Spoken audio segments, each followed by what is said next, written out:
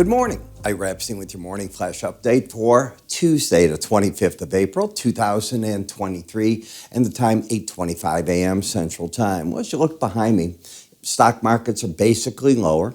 Metal markets down. Copper getting hit especially hard today. The market just doesn't like what it's seeing out of China. All this talk of world recession still coming in. Markets not picking up as much as they could. Interesting. I haven't seen anything on earnings that would sway the market one way or the other, but it's a big earnings day today. You've already seen GE. You're going to get Verizon. You've got Alphabet today. At the end of the day, just so many, and in the morning. So it's a slew of them. So keep your eye on that.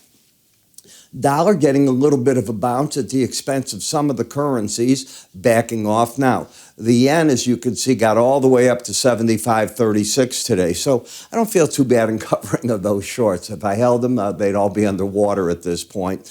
And I just don't think it's smart to go through the first bank meeting with Mr. Ueda. And let's get a feel for him. Let's see how he writes, what he says. And after that, I'll be more comfortable. One meeting may not tell me too much about the man, but it's better than no meeting. All of the energy is a bit lower. So there's a theme here that you're looking at. Weak stock market, weak energy markets, bonds and notes getting what?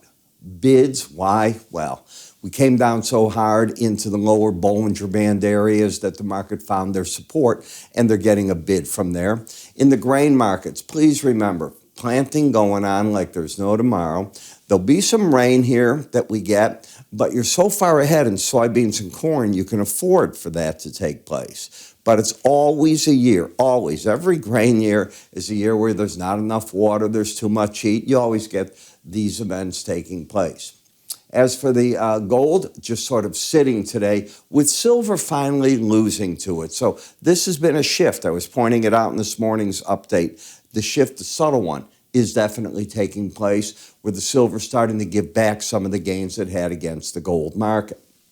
Now, if we take a look, U.S. retail sales, they were up 1.5% and 1.8%. So that's where you're looking at on the first 3 weeks of April and the week of now versus back a year ago. But remember what I said, single digits, going to be coming at you, and they are.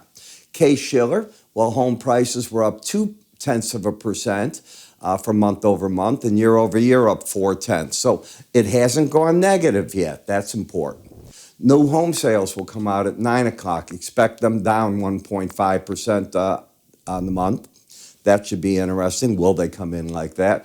The Richmond Fed will update their manufacturing sector index this morning at 9 o'clock. The Conference Board going to give us what people think right now at 9 this morning. The index expected to come in at 104 compared to last month's 104.2, so they don't see much of a change there. API numbers come out at 3:30. And we have today President Biden taking off his hat, throwing it into the ring via a video. He's got a job to be done. Yeah, will he live through it? At 86 years old would be when his presidency would end, should he get it. Now, this sort of sets up right now a replay of like two boxers in the ring of Biden versus Trump. And the beauty of it is that in America, neither are popular. Both would like to see, both parties would like to see Trump step back, let somebody else run, get behind him, make it happen, and for the same in Biden. All right, that just gives you an idea of how unpopular this is. What it'll do over the next 2 years as the candidates go out and get their votes and do everything, only time will tell. But it'll probably be the most unpopular election in decades. That will be the interesting part. We'll have the energy. I doubt it. The Trump will try to make it have energy, but those things don't always go real well. What does have energy is learning. And our guides to technical indicators may be of big help to you. I put this together, volumes 1 and 2, so that you can read, see, graphs galore, explanation in detail, all the basics. How do you work with moving averages? What about the different oscillators we use? They're here. What about market sentiment? You don't hear about that too much. People use it, and it's still very popular.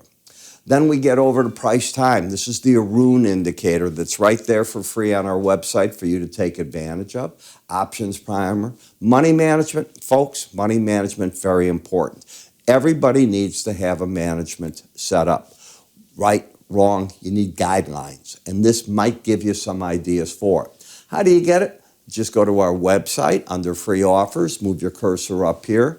At the top, you'll see an icon, free offers. With that, I'm Ira Epstein. I'll see you at the end of the day with your market wrap-up. Let's see what all these earnings numbers do to the marketplace. I'm Ira. Trade well.